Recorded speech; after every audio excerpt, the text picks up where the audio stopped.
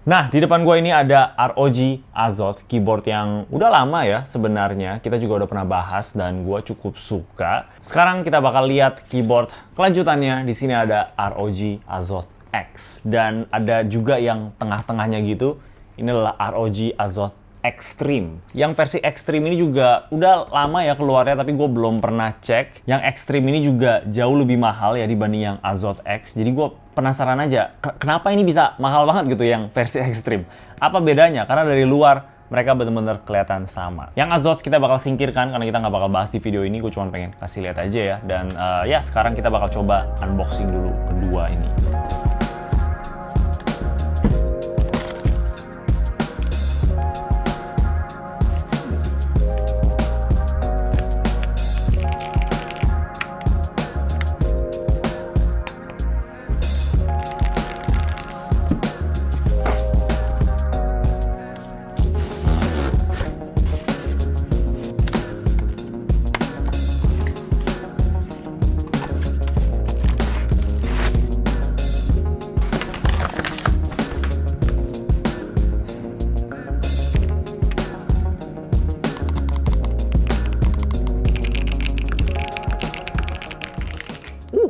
Suaranya mantap! Oke, jadi ROG Azoth X ini direct kelanjutan dari ROG Azoth yang pertama ya. Di tengah-tengah yang pertama ini tuh ada satu lagi yang lebih baru sedikit, yang warna putih. Dan dia juga udah ganti dari switch-nya yang awalnya ini cuman... Gue jujur lupa sih ini yang pertama switch-nya apa ya. Cuman ini yang warna merah dan ini sih harus di loop ya menurut gue.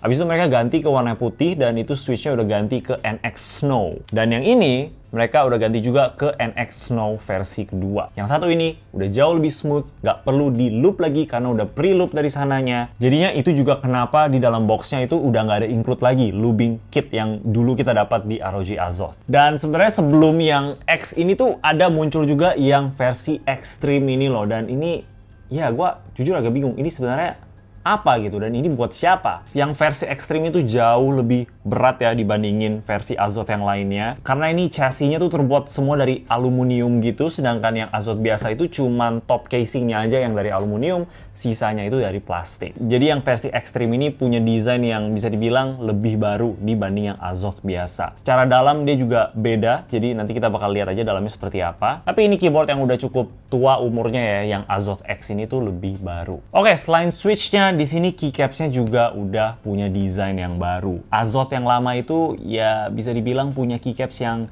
lumayan membosankan ya desainnya. Untuk yang warna hitam ini dia punya keycaps hitam biasa aja. Dan yang warna putih, dia punya warna putih biasa doang. Sedangkan sekarang ini keycaps-nya bener-bener desain yang baru. Bahkan ini juga sebenarnya bukan keycaps biasa, ini pudding keycaps. Dan kalau kalian nggak tahu pudding keycaps itu apa, itu basically sebenarnya adalah keycaps yang lebih cocok untuk RGB. Itu aja simpelnya. Tapi ya karena kalian semua tahu, di sini kita nggak nyalain RGB, jadi jujur aja gue biasa aja sama keycaps-nya. Gue cuman suka sama colorway-nya aja. Sekarang jadi jauh lebih menarik. Modifier warna hitam, alfanya warna putih, gue suka yang kayak gitu, dan juga ada sentuhan warna ungu dan pink ini. Dan sebenarnya walaupun ini pudding keycaps, tapi punya tekstur yang menurut gue masih enak. Habis itu sekarang PCB-nya juga udah baru, mereka udah south facing PCB. Jadi kalau kita mau ganti ke cherry profile keycaps kayak GMK gitu, ini nggak bakal ada interference. Mantap sekali. Plate-nya juga sekarang udah ganti ke FR4 yang biasanya dulu kalau nggak salah antara pakai stainless steel atau aluminium gitu, yang bikin typing feel-nya agak sedikit lebih keras. Yang ini lebih empuk sedikit aja lah. Tetap overall agak sedikit firm dan agak sedikit keras gitu. Ini nggak bisa yang kita flex banget kalau kita pencet. Tapi kerasa lah kalau ini tuh lebih empuk dan juga bikin suaranya lebih bulat menurut gua. Dan untuk perubahan yang terakhir yang menurut gua juga ini paling mantep, sekarang ini udah nggak perlu connect ke Armoury Create lagi. Azoth X ini udah punya web-based driver. Jadi tinggal lewat website aja, nggak perlu download lagi. Semuanya kita bisa atur di sana kayak macro keys, lighting effect. Pokoknya semua yang kita bisa lakuin di Armoury Create, kita juga bisa lakuin di sini. Jadi mantep banget. Udah mirip banget kayak VIA yang sekarang web-based. Jadi kita nggak perlu download apa-apa. Gua paling suka kalau brand lakuin kayak gitu. Mantap. Oke, kurang lebih itulah perbedaan Azoth X dengan Azoth yang dulu. Kita juga sekarang dapat wrist rest yang serasi ya warnanya. Sayangnya ini wrist restnya nggak ada kayak magnetic attachment gitu ya, yang biasanya lebih satisfying lah kalau kita pasang di keyboard tuh kayak tek gitu. Tapi di sini nggak ada, jadinya masih bisa goyang-goyang gitu kalau misalkan kesenggol. Tapi ya ini nice to have banget karena gue sendiri juga pakai wrist rest orangnya. Gue sempat sakit kayak apa tuh namanya, carpal tunnel syndrome gitulah, yang bikin nggak enak di sini kalau lagi ketik. Ini udah include, bahannya juga enak banget di tangan. Ini warna putih rubber gitu, gue nggak tahu kedepannya bakal kayak cepet kotor atau gimana ya, tapi harusnya sih lebih gampang dicuci lah. Selain itu sih, secara desain kayak layout keyboardnya ini bener-bener sama persis banget sama yang Azoth sebelumnya ya. Di sini kita taruh coba sebelah-sebelahan dan kita bisa lihat kalau hampir nggak ada perubahan sama sekali ya, kecuali ya keycapsnya doang. Nah, yang terakhir sebelum kita masuk dan bongkar ini keyboard ya, ini walaupun keyboardnya itu ditargetin untuk para gamers, tapi ini nggak ada Hall effect. Dan walaupun gua nggak pakai Hall effect sama sekali ya, bahkan di meja gaming gua juga gua nggak pakai keyboard ada Hall effect-nya, gua ngerasa kayak agak sedikit miss opportunity aja gitu untuk Asus. Kenapa nggak sekalian aja include Hall effect ke keyboard yang ini, biar kayak lebih kelar gitu. Ini untuk gamers pokoknya. Balik lagi, kalau menurut gua Hall effect itu ya apa ya, nggak penting-penting banget sih. Kita tetap bisa enjoy main game tanpa ada fitur itu. Tapi gue juga ngerti banget, apalagi untuk consumer gamers yang mungkin belum punya keyboard, pengen cari keyboard untuk main game. Mereka pasti udah kepikiran kayak, oke, kalau gue mau main game, harus ada Hall effect, karena katanya itu yang paling bagus. Selamat datang ke ini keyboard terbaru kami, ROG Azoth X untuk para gamers. Oh, untuk para gamers, ada Hall effect-nya nggak, Kak? Nggak ada sih, tapi... Oh ya udah, nggak apa-apa, makasih. Bisa aja skenario itu terjadi karena mereka langsung turn off karena ini nggak ada Hall effect. Mungkin alasan Asus nggak masukin Hall effect ke sini karena ada keyboard lain dari mereka yang udah punya fitur itu ya. Jadi ya mereka pengen bedain aja genre-nya gitu. Tapi ya konklusinya adalah kalau kalian cari keyboard gaming dengan Hall effect, ya ini udah jelas bukan keyboardnya. Oke, sekarang kita coba bongkar isi di dalamnya sekaligus yang ekstrim itu juga untuk lihat bedanya apa. Oke, gue nggak bakal bohong ya. Ini cakep banget di meja warna putih. Lihat itu, kontras ungu dan hitamnya. Wow. Aluminium top yang super kuat, walaupun dia tipis kayak gini ya, sama sekali nggak bisa bengkok. Oke, kalau gua nggak salah inget sih, dalamnya juga hampir sama ya. Kayaknya nggak ada yang beda sama sekali dengan Azoth yang pertama. Ada dampener lagi yang tebel di dalam sini ya, ada baterai di tengah sini, terus ada daughterboard lagi untuk USB-C-nya ya, dan disambungin juga ke daughterboard satu lagi untuk OLED-nya. Menurut keyboardnya sendiri juga masih sama ya, pakai gasket silikon ini yang bisa dibilang cukup keras sebenarnya. Ada foam yang tebal di bawah dengan foam lagi, jadi ada dua layer foam di antara PCB dan plate, dan juga kelihatannya di dalam itu ada switch pad untuk biasa suaranya lebih enak lagi. Gue pengen lihat kalau nggak pakai foam ini ya, karena dia tuh udah ketat banget di dalam. Nah, kalau ini dikeluarin, sekarang setidaknya masih ada ruang lagi di dalam untuk tetap ketat sih. Overall ini struktur keyboardnya dari yang gue inget memang udah ketat banget ya, nggak terlalu kita bisa bikin apa-apa untuk dia lebih fleksibel. Makanya gue tertarik untuk lihat yang versi ekstrim ini. Karena yang ekstrim ini punya mounting yang berbeda dan dia juga punya switch dari hard ke soft. Jadi coba kita lihat. Yang ekstrim ini plate-nya pakai carbon fiber dan wow, keren juga ini dalamnya. Dan by the way, mountingnya dari keyboard ini itu pakai leaf spring.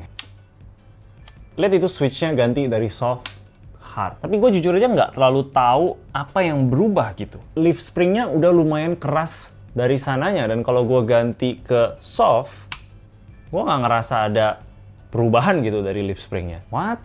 Lihat deh, ini satu ini semua yang gerak. Soft, hard. Apa yang berubah cuy? Oh, gue paham. Jadi di bawah PCB-nya itu ada beberapa stand off sini ya, yang matching sama stand off-nya yang ada di bawah bottom case. Jadi kalau kita ganti switch-nya ke hard, PCB-nya ini bakal kena kontak, jadi seakan-akan ini jadi stack mount.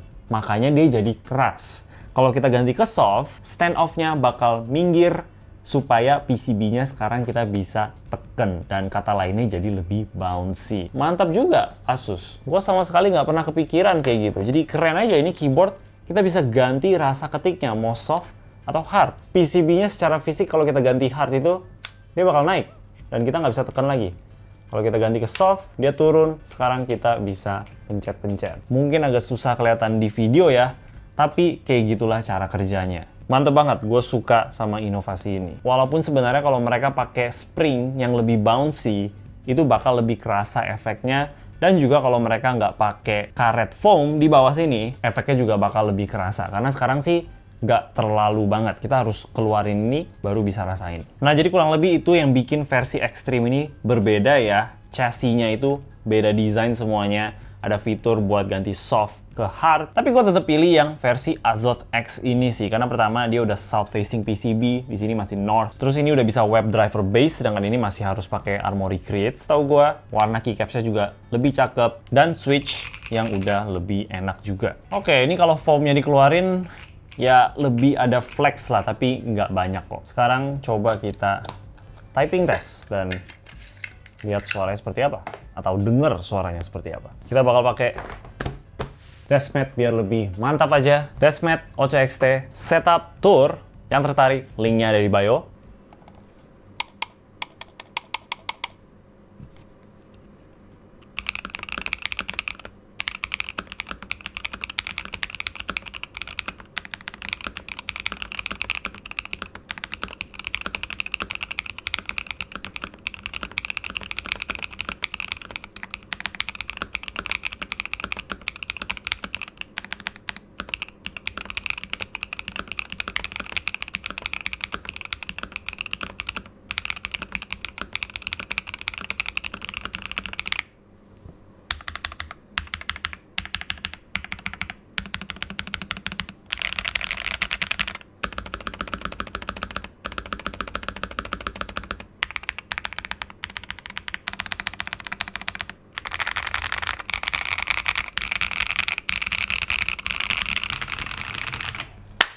Suaranya mantep banget menurut gua. Apalagi kalau kita bandingin sama Azoth yang pertama ya. Ini yang pertama.